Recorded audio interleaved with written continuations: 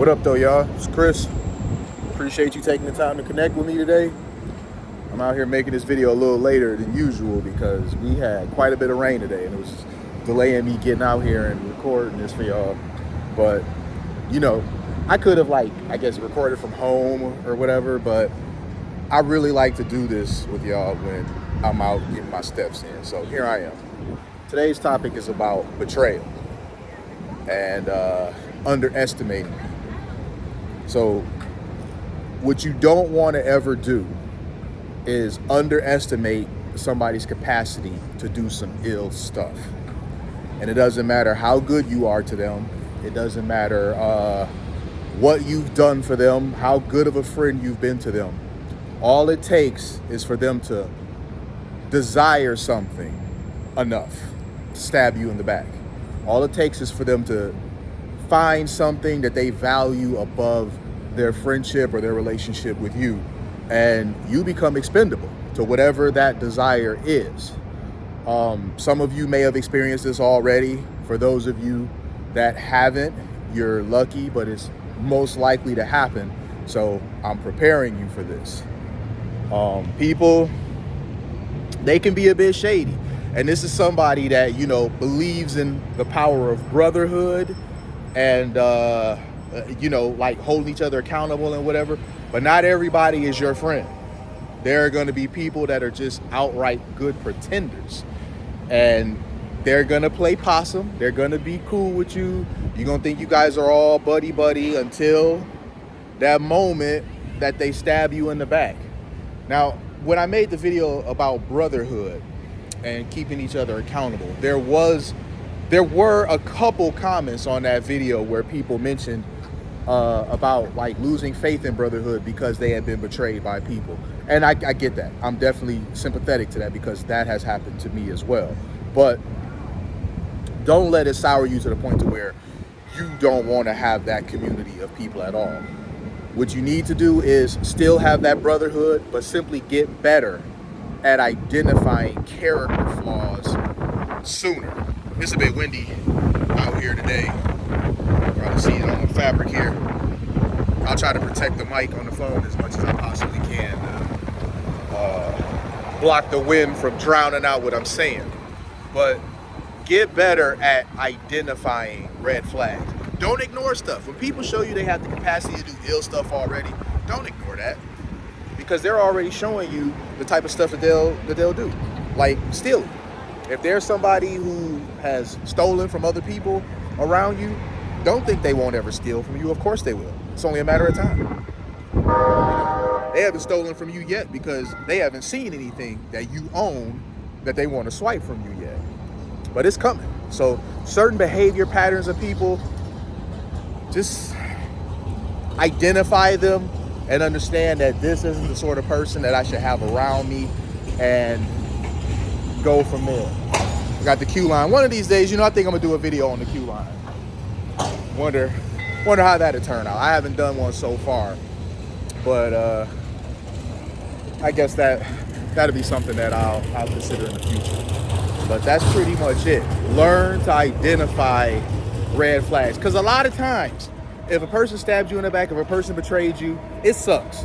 But you sit thinking about things they may have did previously that might have been red flags that you could have, seen ahead of time and chose to ignore or downplay it, kind of never mind it, all those sorts of things. And now they revealed that they're a shady snake. And you like, why the hell did I ever let them get that close to me to stab me in the back when I saw how they was cut? And in a lot of cases, you had other people around you telling you how they was cut too.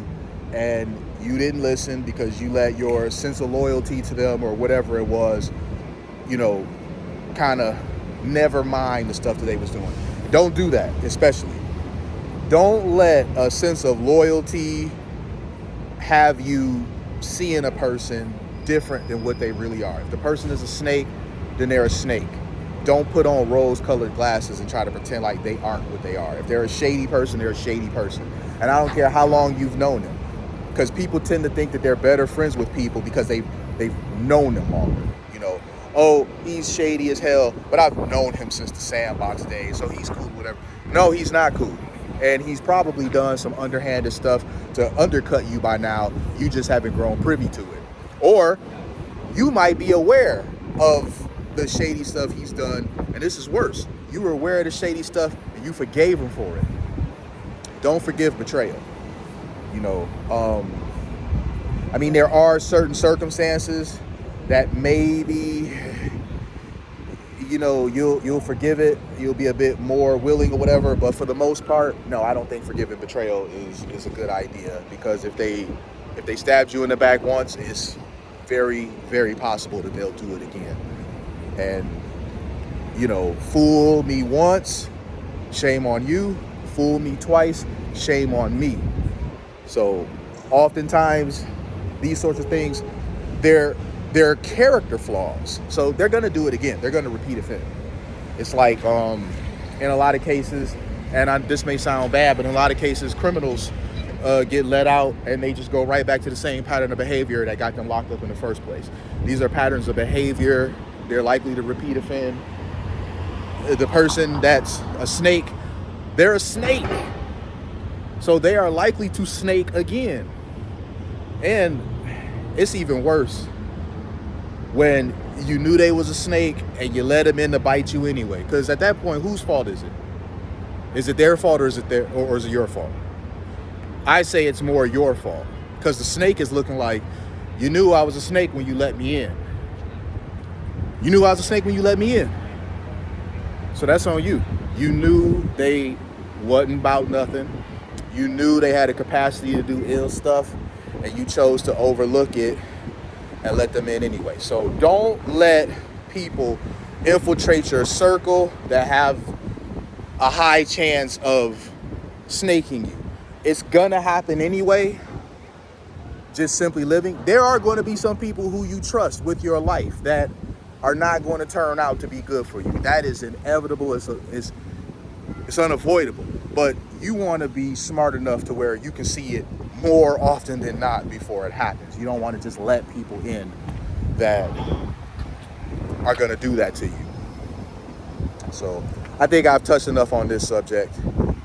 There are more things that I can say about it, but I think you guys, you get it. Downtown Detroit, 10,000 steps, Renson behind me, Joe Louis Monument behind me.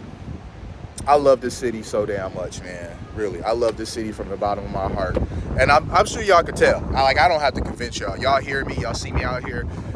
Y'all know best just how much I love this damn city, man. I'm gonna be out here every day talking to y'all like this. So again, if you like the video, thumbs up your boy. If you haven't subscribed, what are you waiting on? Leave comments. Tell me what you think. I reply to nearly all comments. Sometimes I even reply to haters. So if you a hater, you can hit me up too, man. I don't mind. Lovers and haters all invited. I'll talk to y'all soon. Peace.